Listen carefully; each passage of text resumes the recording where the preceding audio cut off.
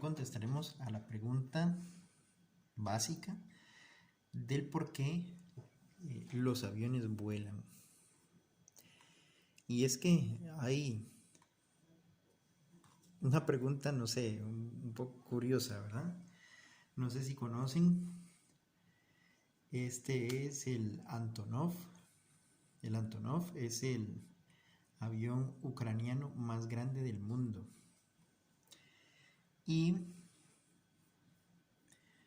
vamos a ver. Aquí tenía un video listo. Que pueden buscarlo así, ¿verdad? Antonov An-225 Ride a Colossus.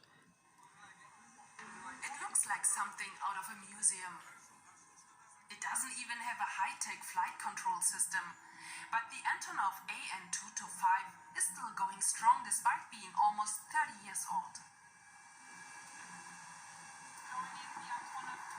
I am at the airport in Prague, and I'm about to board the largest aircraft in the world, a huge cargo plane. I've downloaded an app onto my smartphone to communicate live with fans who want to take part in the experience. Yes, I am the only girl. I'm traveling with 6 male flight engineers and 10 technicians, as well as Captain Dmitry Antonov, whose name just happens to be the same as the plane's. He is proud of his plane. Everybody wants to see, because it's only one in the world. And every see houses flying, 6 engine, cargo, and where is the build? Is it Russia? No, not Russia, Ukraine. How Ukrainian Ukrainian can make this aircraft? ¿Cómo los ucranianos pueden haber inventado este avión? Parece un túnel, sí, tiene razón. Esa es la palabra correcta. Creo que la última vez que llegó a Costa Rica llevaba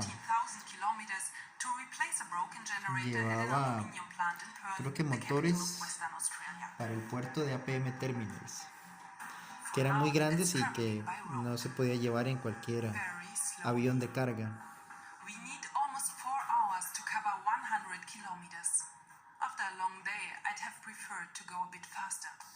Una carga sobredimensionada. We arrive at Prague Airport at 2 in the morning. The plane is already waiting.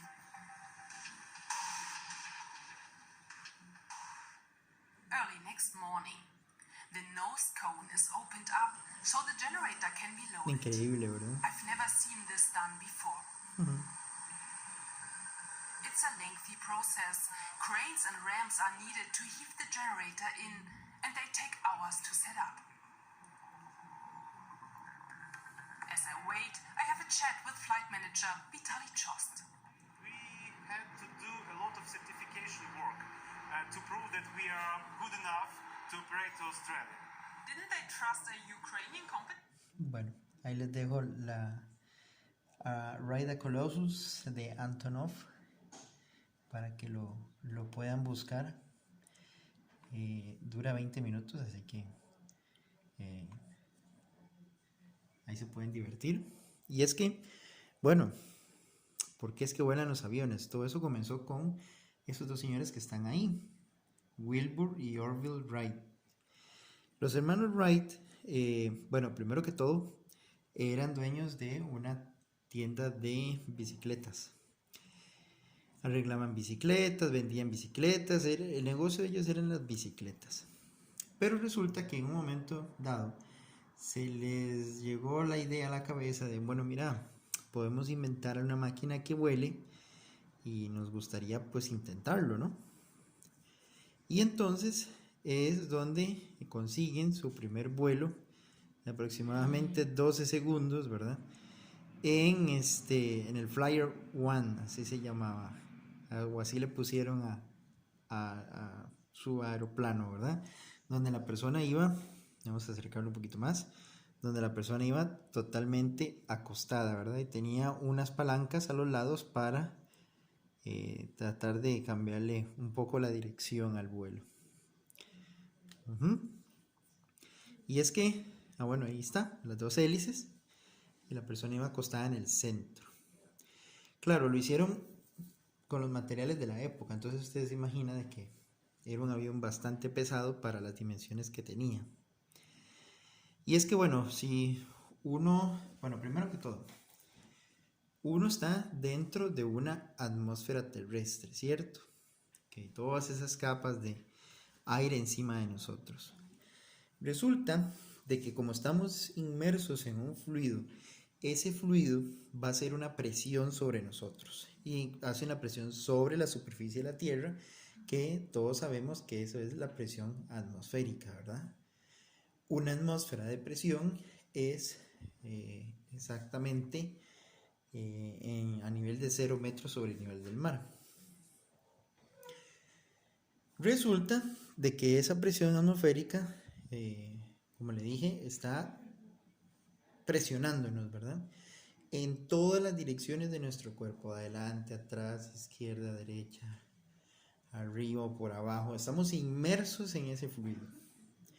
Para que tenga una idea de qué tan grande es como si un carro pequeño, un Volkswagen de esos, nos cayera encima. ¿Sí?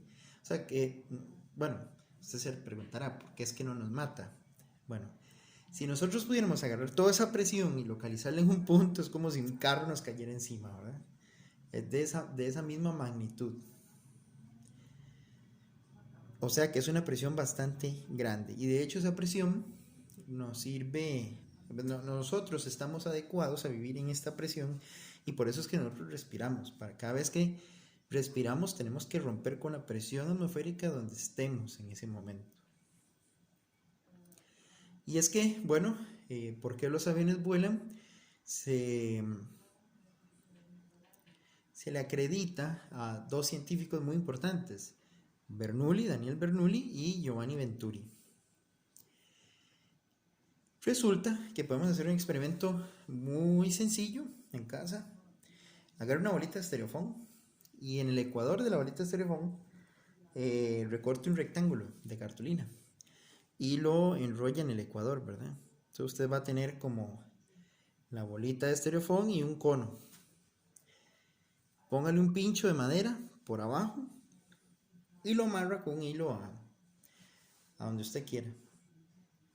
Con una secadora de pelo, haga que tire líneas de corriente de aire y que pasen sobre la bola y usted se va a dar cuenta que la bola flota en el aire. Y es que flota en el aire debido a la diferencia de presiones que va a existir. ¿Ven? Entonces aquí está la bola de estereofón, este es el conito que le hice ahí con cartulina y este es el palo, y aquí viene el cordón donde se amarra. Va a ser la diferencia de presión la cual va a provocar que la bolita de estereofón suba. Entonces ve, no es necesario a veces que tenga forma de avión o que tenga alas. Esa bolita de estereofón con ese pedazo de cartón ahí flota en el aire. Y es que, ¿qué provocará esta diferencia de presiones? Vea que estas dos presiones son iguales, pero estas dos diferencias de presiones, pues una es más grande que otra. Bueno, al parecer es que este movimiento de fluido que pasa sobre la esfera provoca que en esta parte superior la presión disminuya. Eso es un principio muy importante que se deduce de la ecuación de Bernoulli y que Venturi lo canalizó en su experimento, ¿verdad? Su tubo de Venturi. Ahora, hablemos de los aviones, que es prácticamente eso aplicado a lo que queremos contestar la pregunta. Bueno, ahí está un avión, ¿verdad? Resulta que los hermanos Wright se dieron cuenta que el objeto de ellos volaba, no mucho, pero volaba. Empezaron a ver qué podían modificarles y conforme fue avanzando el tiempo, yo creo que no se dieron cuenta que las alas tenían que ver en eso, porque no es lo mismo diseñar un ala que es cuadrada a un ala que sea redonda. Y de hecho yo creo que póngase a pensar en lo siguiente y vea la industria automotriz. Hoy en día los carros, más busquémoslo aquí, ya que tenemos internet a la mano. Vea. Hoy en día los carros, por ejemplo, un R8, que es uno de mis favoritos, es un carro totalmente aerodinámico. Resulta que el R8, vamos a ver,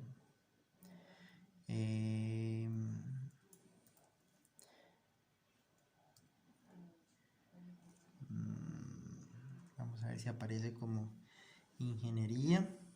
Hay un video muy bueno explicativo de cuáles son, todo mundo raja con R8, ¿verdad?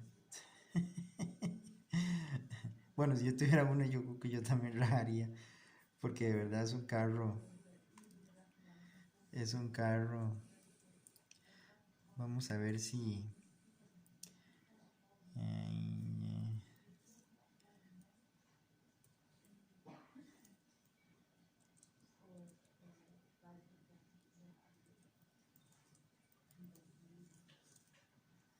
vamos a ver si aparece. Es una lástima que tal vez no aparezca. Es un video que lo vi hace tiempo, pero no lo guardé. Y es un video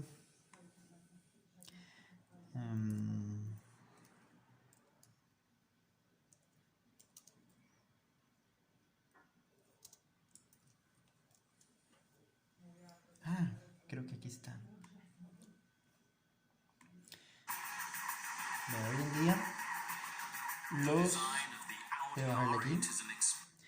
Hoy en día los ingenieros automotrices tienen una función, ¿verdad? Y es que el carro que diseñen trabaje de una manera muy fácil.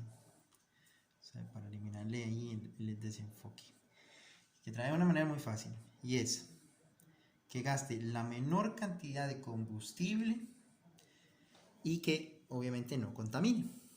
Bueno, este Audi es pura ingeniería de dinámica de fluidos. ¿Okay? Vea que tenemos corrientes de aire que ingresan en la parte inferior del carro. Y esto es muy importante porque las corrientes de aire que entren por la parte inferior del carro van a enfriar las fibras de freno. Pero también hacia los lados, bueno, las fibras de freno en las llantas traseras. Pero él tiene una entrada de aire abajo, porque el motor va en la parte trasera. Entonces, cada curva, cada ranura, cada orificio que tenga ese carro diseñado en su lata está puesto ahí para reducir en lo más que se pueda la fricción del carro rompiendo el aire. ¿Okay? E inclusive la misma coleta que está atrás se utiliza para romper lo que es las zonas de turbulencia, ¿verdad? Los remolinos o los vórtices que se genera el carro una vez que va rompiendo con el aire. Imagínese usted, digamos, eso es un Audi. Imagínese usted un Land Rover del 70 o del 60, no sé qué año será el Land Rover. De esos que son cuadrados, que muchos llaman chapulín con corbata. Esos carros son totalmente cuadrados. ¿Cuál es el problema? Claro que ese carro va a 90, 100 kilómetros por hora y no agarra mucha velocidad, va lento. ¿Y por qué? Claro, porque el aire le está pegando totalmente de frente, tiene una forma cuadrada y el aire va a ir frenando el carro conforme él va avanzando. Entonces resulta, volviendo a los aviones, pero tiene mucho sentido con lo que estoy hablando, resulta que, claro, cuando hablamos de los aviones, estamos hablando de que el aire, claro, va a pasar por el avión, pero lo que diferencia a un avión a un carro son sus alas. Resulta de que conforme fueron avanzando los prototipos de aviones se dieron cuenta que la forma de las alas tenía mucho que ver. Igual la gente que se dedica a la industria automotriz, la forma del carro tiene mucho que ver en las velocidades que puede alcanzar el carro. Y aquí en el ala, vea que corrientes de aire pasan tanto por encima como abajo del ala. Y entonces resulta que tenemos el impulso que le va a dar las turbinas del avión hacia adelante. Estos vórtices que están aquí va a ser turbulencia, ¿verdad? En la parte final del ala. Y vamos a tener aquí gravedad, peso, la fuerza de la gravedad o el peso de la misma ala, el mismo avión. Y la fuerza de sustentación por estar metido en un fluido, pero un fluido en movimiento. Entonces, ¿qué con esto? Vamos a ponerlo acá un momento. Okay. Vean, resulta de que los aviones modernos utilizan ese principio de sustentación para lograr pues volar, ¿verdad? Entonces, les voy a contar cómo funciona. Imaginémonos que tenemos dos bolitas, ¿verdad? Bolita 1, bolita 2. La bolita 1 y la bolita 2 tienen que llegar al mismo tiempo aquí. La única manera que esas dos bolitas lleguen al mismo tiempo en ese punto es que la bolita 1 vaya más rápido que la bolita 2. ¿Por qué? Porque la bolita 1 tiene que hacer más distancia. Tiene que recorrer más distancia porque tiene que subir y bajar el ala. Esta solo tiene que irse en línea recta. Entonces, el punto 1 va a tener una mayor velocidad, o la línea esa va a tener una mayor velocidad que la línea 2 que está abajo. Recuerda que las líneas de flujo son líneas que digámosle que son moléculas de aire. En este caso puede usted teñirlas igual con talco o con alguna otra partícula que sea un poco más gruesa y visible. Son líneas por donde se van a mover las moléculas del aire, del fluido. Bueno, entonces la velocidad 1 es mayor que la velocidad 2 para que ambas bolitas lleguen al mismo punto D, ¿no? Bernoulli indica que un fluido a mayor velocidad disminuye la presión ahí. ¿Ve? Como lo estábamos viendo en la presentación,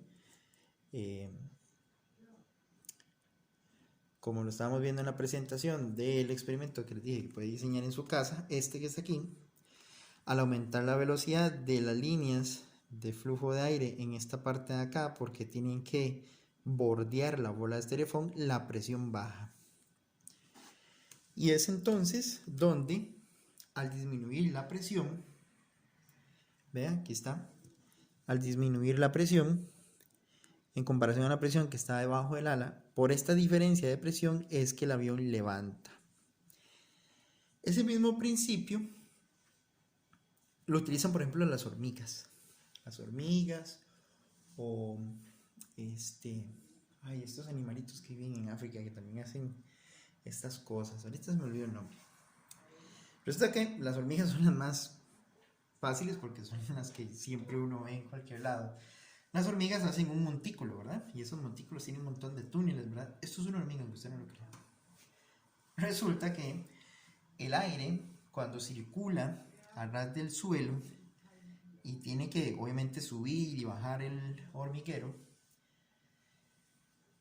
si el aire pasa rápido por ese punto, lo que va a pasar es que dentro del hormiguero la presión va a disminuir. ¿Okay? Entonces aquí la presión disminuye. Aquí. Al disminuir ahí, se crea una diferencia de presiones que provoca que aquí la presión sea mayor. Y recordemos, el aire siempre va a fluir de la zona que tenga alta presión a la baja presión. Y entonces, poco a poco, todo este aire caliente o todo este aire acumulado dentro del hormiguero empieza a salir solito.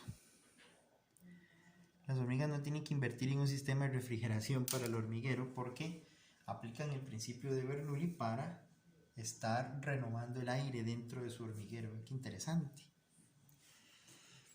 Tampoco podemos olvidar mencionar el asunto de la viscosidad y de la densidad del aire.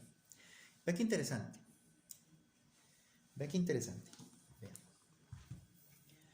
¿Qué pasaría si el aire fuera más viscoso? Bueno, si el aire es más viscoso, le voy a contar una cosa. La fuerza de arrastre, que sería la fuerza de fricción de un objeto que se va moviendo por un fluido, es directamente proporcional a la viscosidad. O sea que entre más viscoso es, más lento se va a mover. Y claro, tiene sentido, se va a mover más lento porque el fluido, al ser muy viscoso, va a costar más en romperlo cuando un objeto se va moviendo. Entonces sí, entre más viscoso sea el medio, pues más le va a costar al objeto moverse a través del medio. Puede ser el ejemplo o puede ser el experimento. En su casa agarre un recipiente alto, puede ser una botella de Coca-Cola, transparente, y llénala de un aceite viscoso, muy viscoso. Tiene que ser un aceite como de motor, una cosa así. Entre más viscoso mejor. Y agarre un balín y déjelo caer en el recipiente lleno de aceite. Se va a dar cuenta que va a bajar muy lento. Claro, porque la fuerza de arrastre es muy grande. E inclusive eso se ve en el tema de Stokes cuando uno ve fluidos de objetos que se mueven en un medio viscoso, ¿verdad? Ahora, la densidad del medio también tiene que ver mucho con el impulso del objeto moviéndose a través del gas, ¿verdad? O de la atmósfera. Resulta de que si el objeto es más denso, el impulso, que es directamente proporcional a la densidad y directamente proporcional a la velocidad al cuadrado, vamos a necesitar más impulso para mover el objeto, vamos a necesitar más energía para mover el objeto y por ende vamos a necesitar más velocidad para despegar el avión, que el avión despegue. Eso es lo que sucede cuando hablamos de densidad y de viscosidad alta. Solo un pequeño detalle, así para no perderlo con el hilo de la conversación. Si usted alguna vez se ha preguntado en el cuerpo humano, vamos a ver,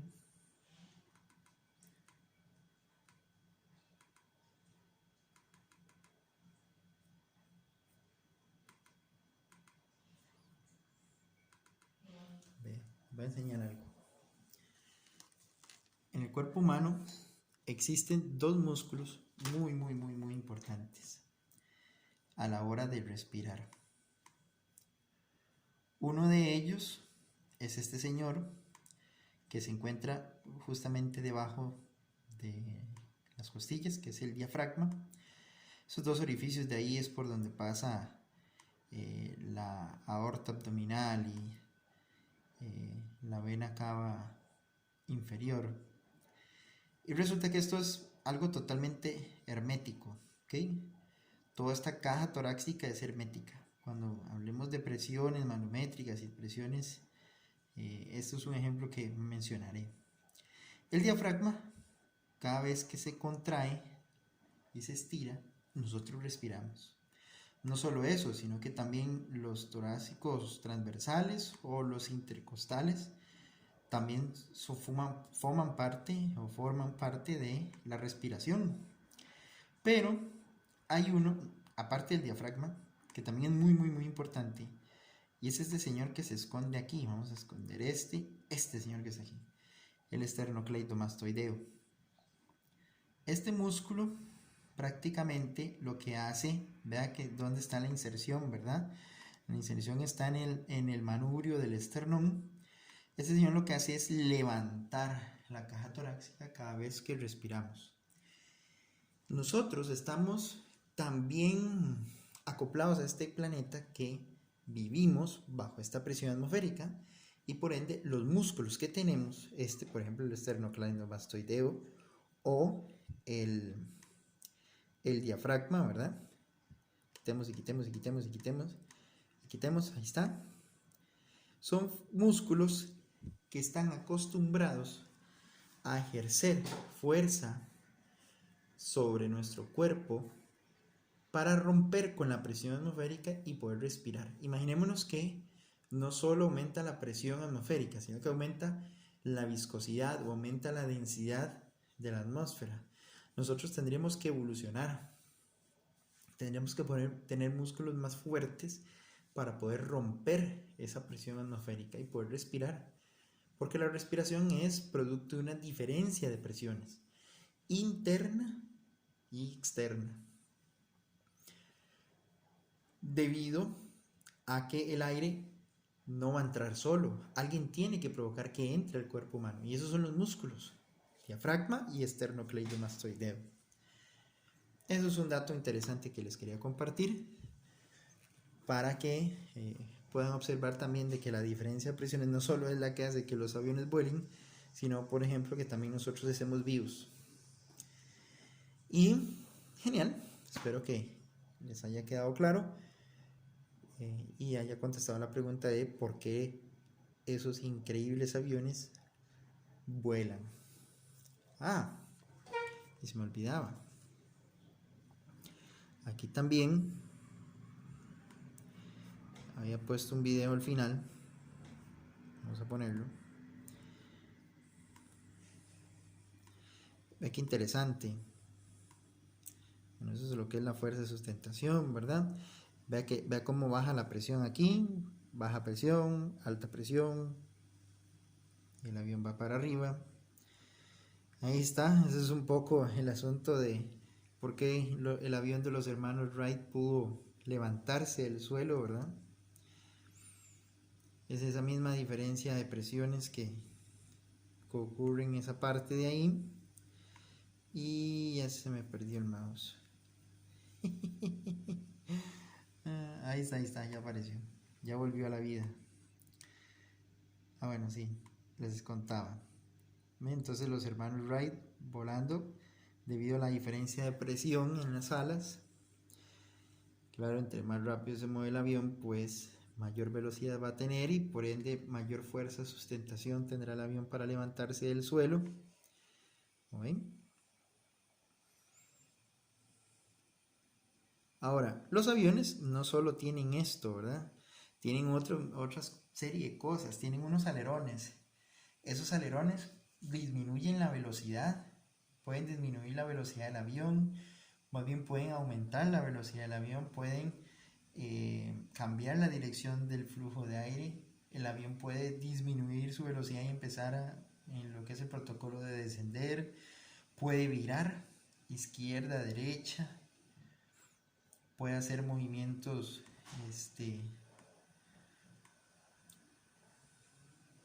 ascendente, descendente, izquierda, derecha. Hay una película muy buena que protagoniza Denzel Washington, creo que se llama El vuelo. Es una película donde algo le pasa al avión, ¿verdad? Y termina volando al revés. Y un avión que vuela al revés, bueno, yo creo que no sé si se podrá, habrá que preguntarle a un piloto, pero es algo muy utópico. Yo lo veo utópico, yo nunca he visto un avión volar al revés, porque más bien ahí lo que va a pasar es que tendrá que maniobrar muy bien el avión para que la diferencia de presiones se mantenga. Bueno, es una turbomáquina, es un tema que se puede ver más adelante en termodinámica, cómo convierte esa energía cinética del viento entrando a la turbina y aumenta su velocidad gracias a la turbomáquina, y por eso es que los aviones pueden superar lo que es la fuerza de arrastre del avión moviéndose en el aire, ¿verdad? Así, entonces el avión volaba al revés. Es una buena película, ahí se les recomiendo.